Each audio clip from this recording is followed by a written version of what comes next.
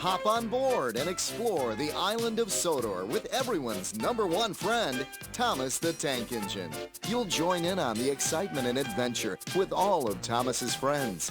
There's the cheerful but sometimes accident-prone Percy, the proud and strong Gordon, James with his splendid red coat, the long and fast Henry, the always helpful Bertie, everyone's new friend Emily, and Sir Topham Hatt, the superintendent of the railway, who makes sure everything keeps running right on time.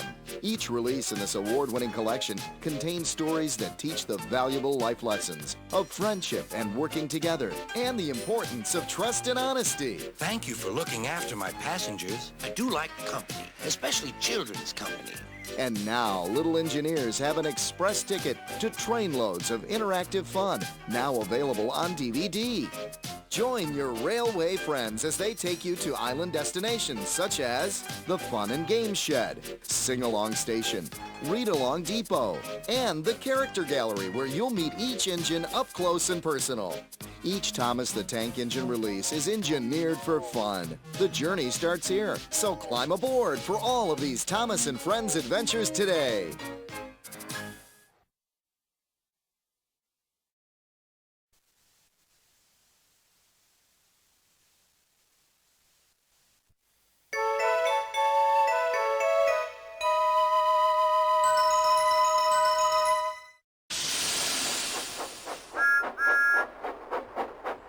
Thomas and Friends, making tracks to great destinations.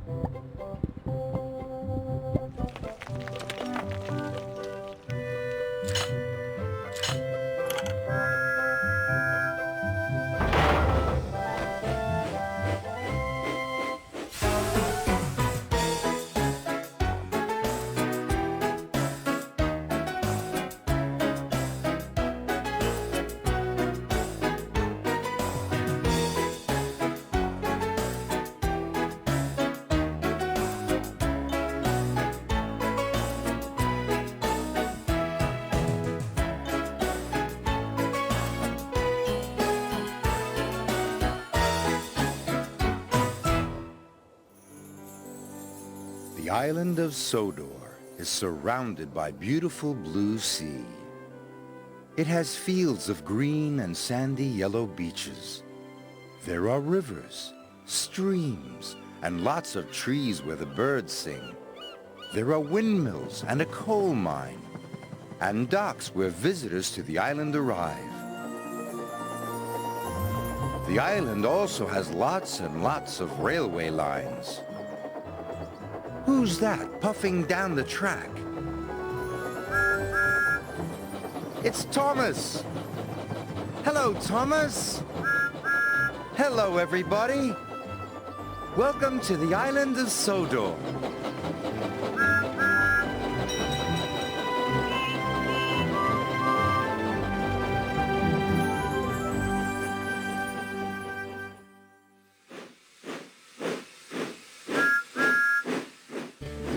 A visit from Thomas. It was a beautiful day on the island of Sodor. Thomas was taking Sir Topham Hatt to the new school construction site. Sir Topham Hatt had given the land for the new school.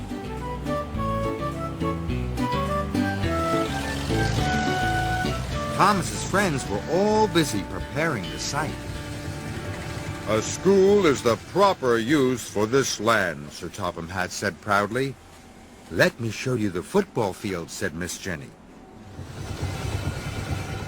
Buster was having a wonderful time rolling the earth flat. It'll be a great football field, said Miss Jenny. Great, said Sir Topham Hatt. Alfie was happily digging foundation trenches for the school library. It will be a splendid library, said Miss Jenny. Splendid, said Sir Topham Hatt. And this will be the swimming pool, she said. She explained that Oliver had to dig carefully. Obviously, a swimming pool must have very straight sides, she said. Obviously, said Sir Topham Hatt. He was impressed. Soon, his visit was over, and he was on his way home.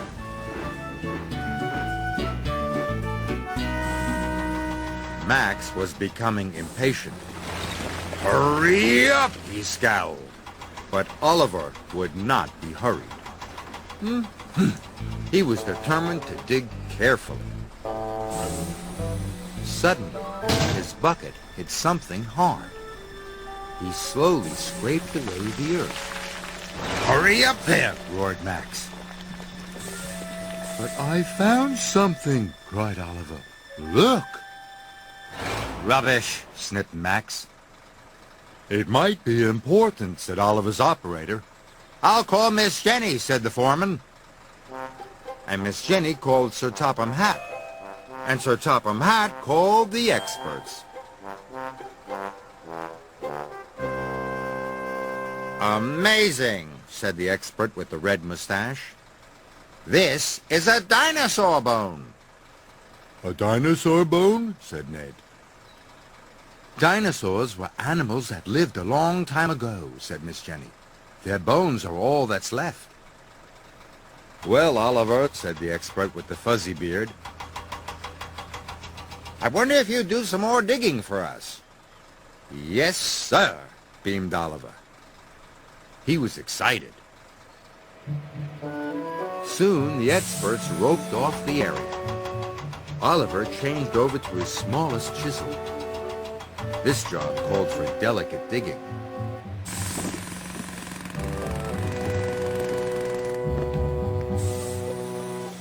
Soon, Oliver found some more bones.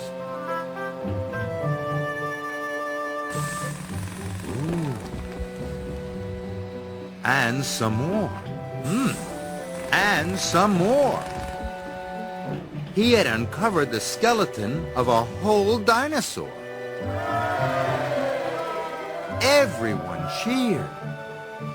This is an important day for the Island of Sodor, said Sir Topham Hatt.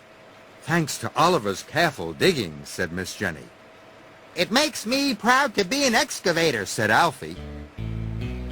A man with a camera even took Oliver's picture.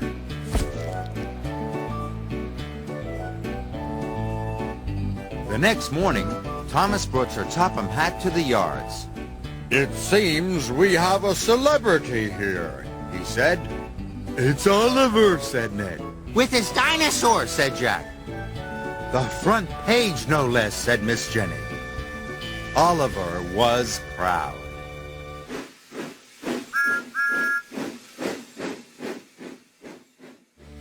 Jack owns up. Thomas's friends were excited. He was taking them to the warehouse. Jack couldn't wait to get to work. Hurry, Thomas, he called. I'm going as fast as I can, chuffed Thomas. Don't mind Jack, called Alfie. He's always in a hurry. Soon, Thomas had delivered Jack and Alfie to the warehouse. Miss Jenny warned them all about the very busy site. So you must be careful, she said. Anyone causing an accident will be sent back to the yard immediately, added the foreman. Ned was worried. He sometimes caused accidents, but he didn't want to be sent back to the yard. Don't worry, said his operator. I'll make sure you don't back into anything. Everyone was working very carefully.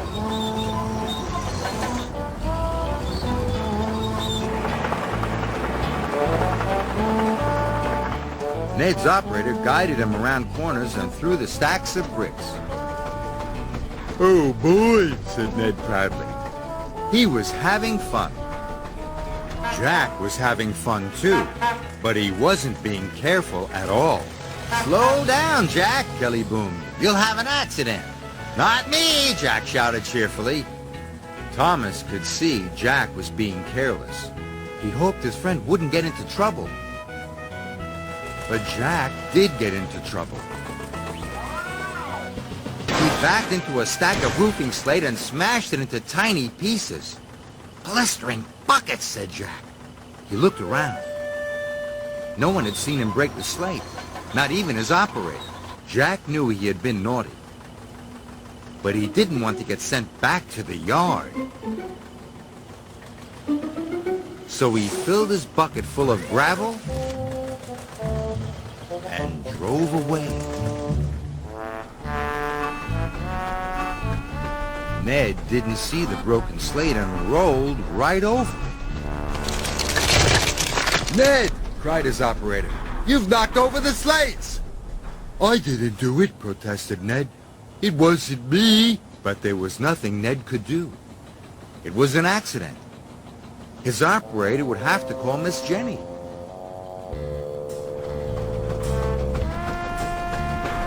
"It's not fair.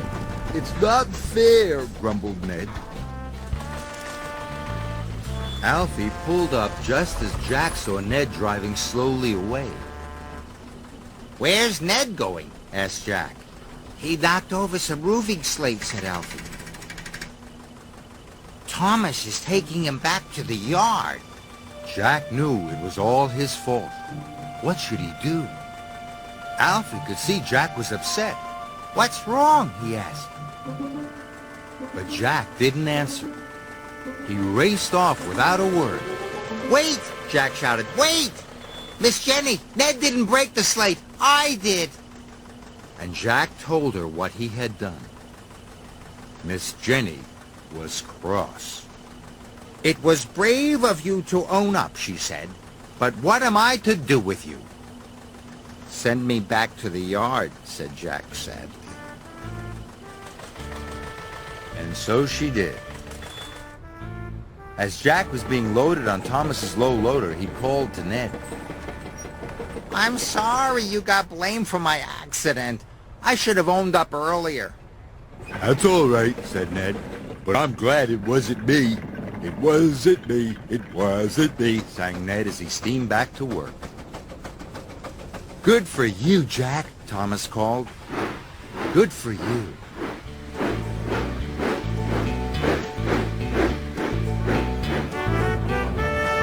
All the way back to the yard, Jack felt good. Deep down in his pistons, he knew he'd done the right thing. On site with Thomas. It was a simmering summer day on the island of Sodor. Sir Topham Hatt had sent Thomas to help Jack and his friends at the construction site. They were busy working on the foundations for the new community center.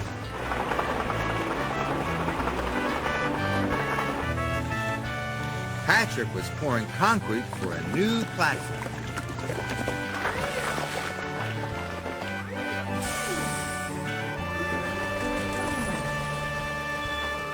"Roasting radiators, it's hot," panted Jack.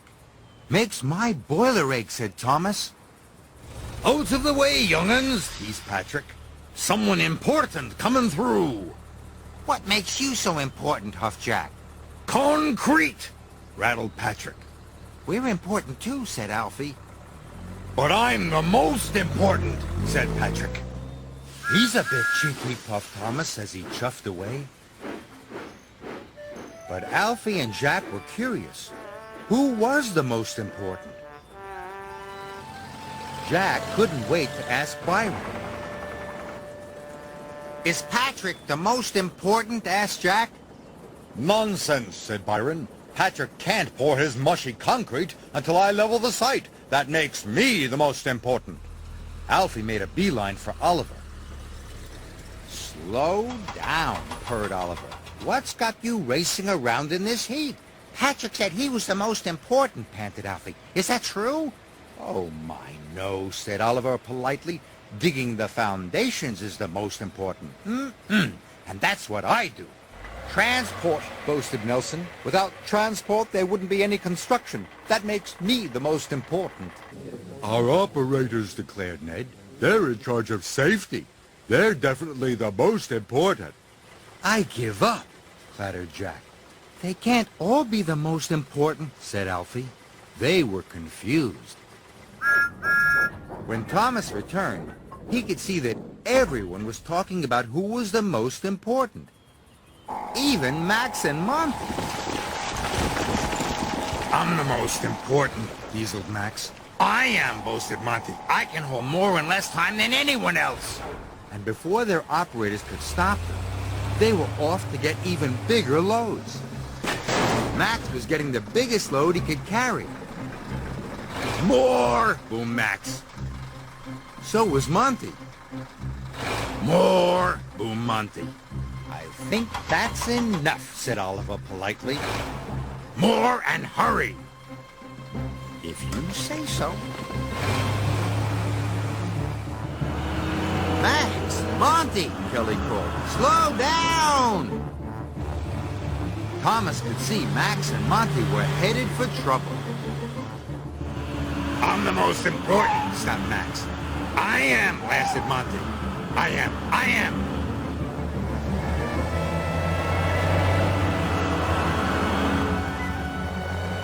Look out! Shouted Patrick. Whoa!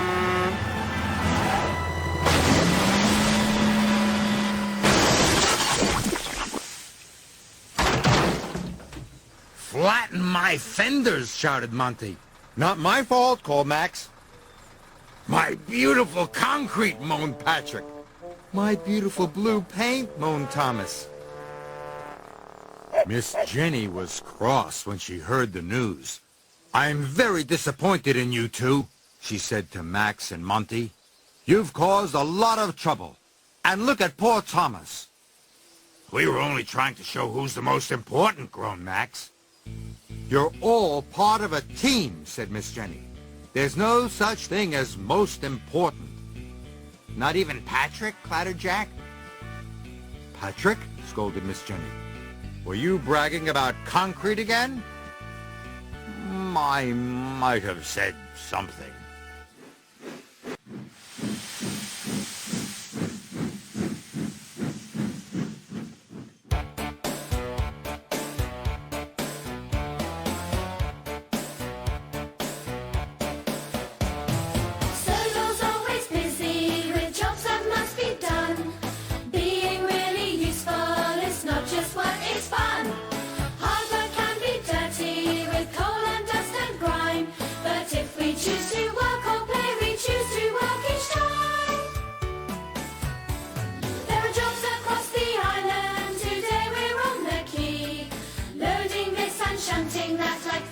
From the sea, we might be in the quarry or pulling the express. Whatever work we're doing, we always do our best. Sodor's always busy with jobs that must be done. Being really useful is not just work, it's fun. Hard work can be dirty with coal and dust and grime. But if we choose to work or play, we choose to work each time.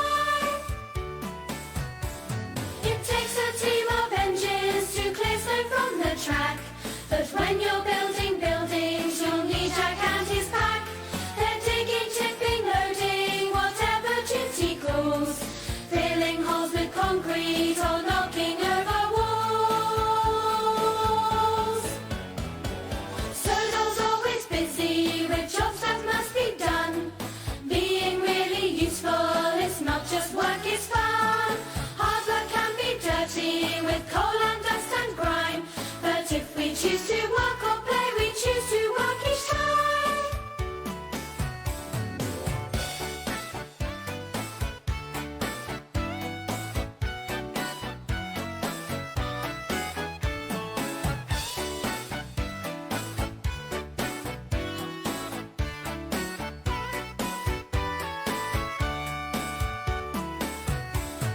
What's the next job waiting? Only time will tell. If a job's worth doing, we like to do it well. Sodor's always busy with jobs that must be done. Being really useful, it's not just work, it's fun.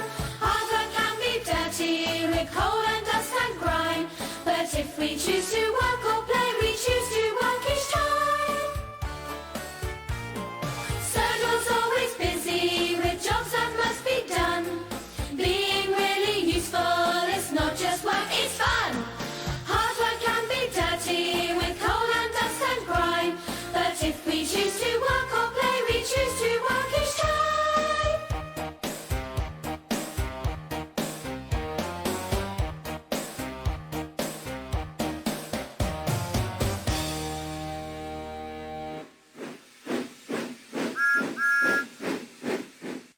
Percy's Scary Tale. It was a foggy, foggy Halloween night, so Topham Hatt had sent Percy to work with his friend Alfie. Percy was glad he would be with a friend on Halloween. Alfie was on a night job. He was helping mend the road through Maithwaite Forest. Percy had arrived during the workman's break. Kelly was going to tell a Halloween story. "I hope it's not too spooky," said Percy. "Me too," said Alfie. He didn't like being scared either. "Rubbish," snarled Max. "It's just a story," sneered Monty. "Shh," said Jack. Then Kelly began. Once upon a time, there was an old steam truck. He was very cross. Someone had taken one of his headlamps. And everyone listened quietly as Kelly told the story of the one-eyed truck. And finally, the one-eyed truck chased the loader into the deepest, darkest part of the forest. "Then what happened?" asked Isobella. "Luckily, the loader got away, but according to legend, the one-eyed truck still wanders the forest, blowing his whistle and looking for a headlamp," whispered Kelly. "Maybe he wants yours." "That was the best story yet," said Jack. "I hope I never meet the one-eyed truck," gulped Alfie. "Me too," cried Percy. "Stuff and nonsense," rattled Monty. "Break's over," said Kelly. "Back to work."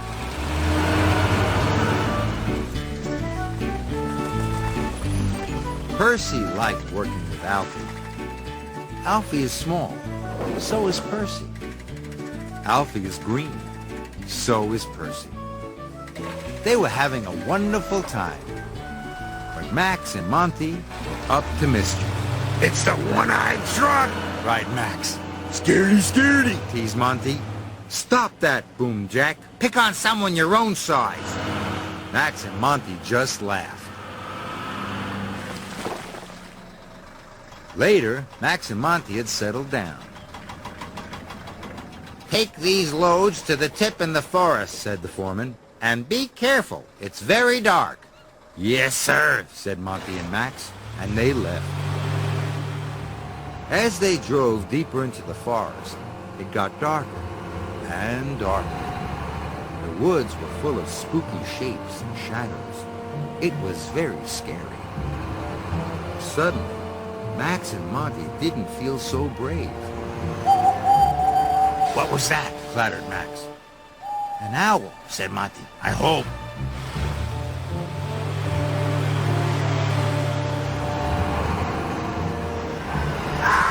"And that?" cried Max. "I don't know," said Monty. It was just a fox, but Monty and Max didn't know that. They had just arrived at the dump when suddenly they heard a shrill whistle. Then they saw a single headlamp through the trees. "It's the one-eyed truck!" shouted Monty. They dumped their loads and raced away as fast as their wheels could carry them. "He's after us!" cried Max. "It's the one-eyed truck!" yelped Monty. "There is no one-eyed truck," said Kelly. "It's just a story," chuffed Alfie. "Well, what's behind us then?" said Monty. "It's Thomas," said the foreman. "Thomas," said Percy happily. "Hello, Percy," called Thomas. "Sir Topham Hatt sent me with some more freight cars." Monty and Max felt silly. They were in a beautiful shade of red.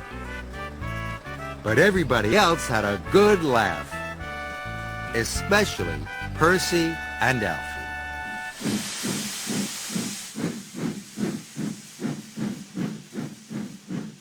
Kelly's windy day. Thomas and Kelly had just arrived at the new library site. "The wind's blowing hard," chuffed Thomas. "Too hard," frowned Kelly. "Strong winds are dangerous for a crane." The wind was blowing so hard that Jack and his friends could hardly get their work done. Kelly's crane arm didn't like the wind. "Uh-oh, this is bad." "Look out!" cried Jack. But it was too late. "Are you all right?" chuffed Thomas. "I think so, but is anyone else hurt?" "No," said Jack, "but you've demolished the shed." Soon Kelly was back on Thomas's low loader. "I'm sorry, Miss Jenny," said Kelly. "It wasn't your fault, Kelly," said Miss Jenny. "We'll get you back to the yard so the repairman can look at those wheels." "I'm glad it's only your wheels," said Thomas. "Me too," said Kelly. But he was worried. What if he fell over again and hurt someone?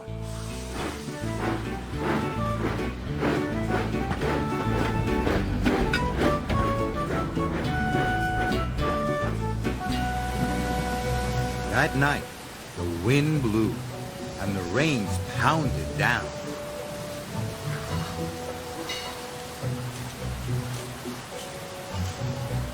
The repairman worked all night fixing Kelly's wheels.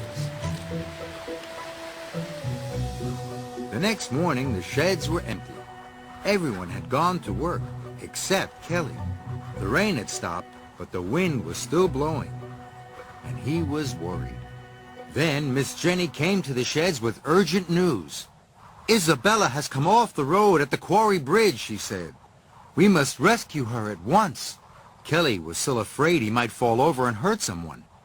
"Can't you send someone else?" he asked. "Kelly, there is no one else. Isobella's in trouble," said Miss Jenny, "and we must rescue her." Isobella was scared. She didn't like teetering on the edge of the road like a seesaw. Soon, Kelly and Miss Jenny arrived. "Isobella, are you all right?" asked Miss Jenny. "I think so," answered Isobella. Kelly had to remove the piano first. The wind blew and the piano swayed. "Oh dear, be careful." Soon, Kelly lowered the piano safely to the ground. Now he had the hardest job of all, to rescue Isobella. Slowly, he started to pull Isobella back onto the road.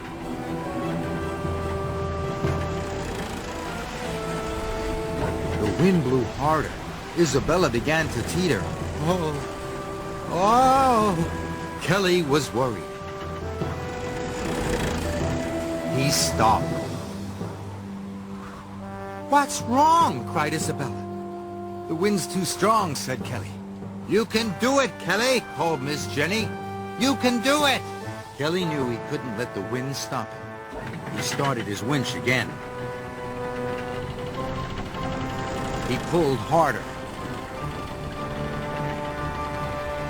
And harder.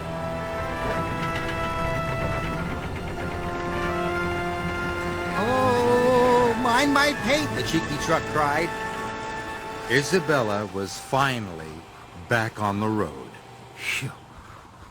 "Well done, Kelly," said Miss Jenny.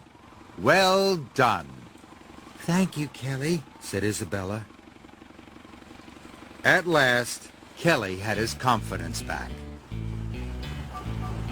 Isobella was on her way again. And Thomas could see that Kelly was happy.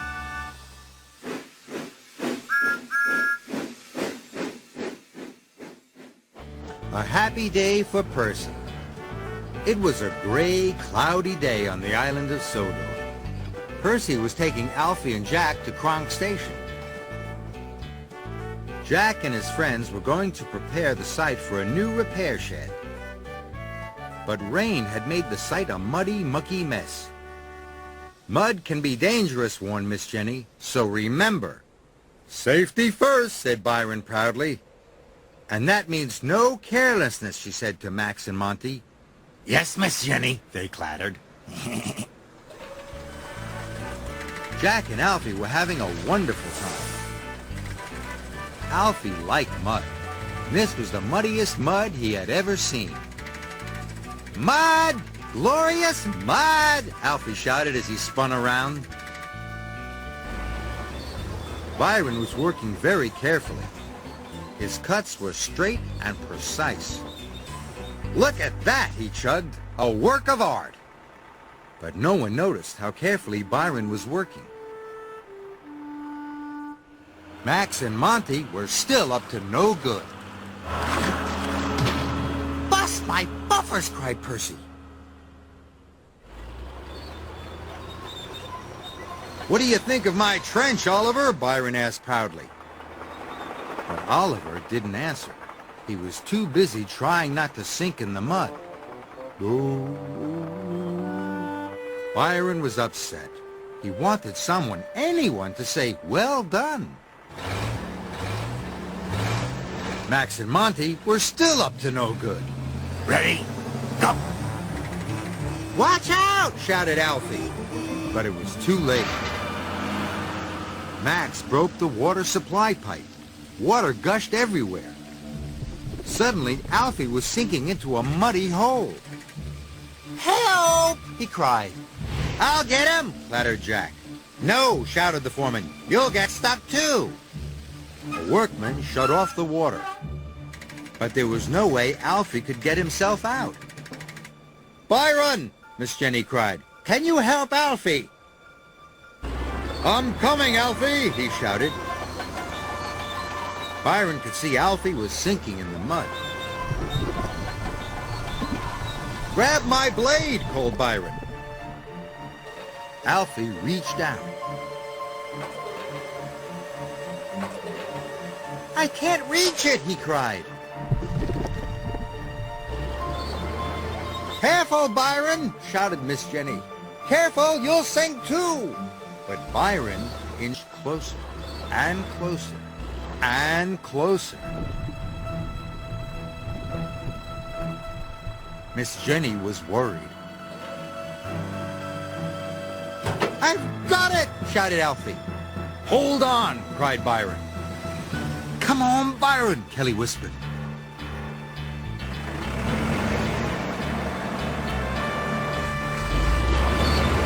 Byron struggled and pulled and strained.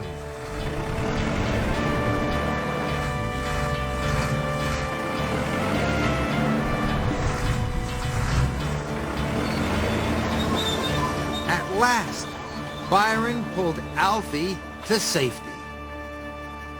Alfie was happy to be out of the mud, and Percy was glad his friend was safe.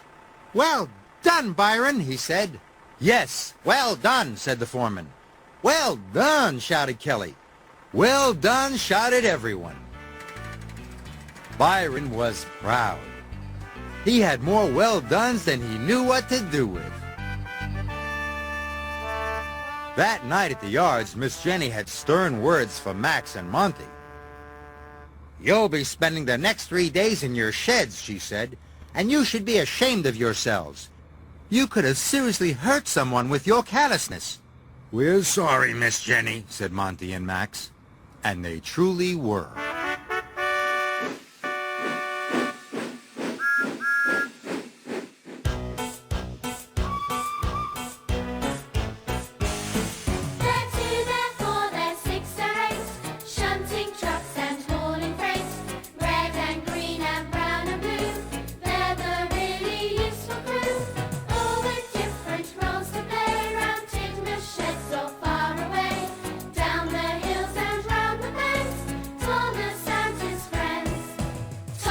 He's the cheeky one.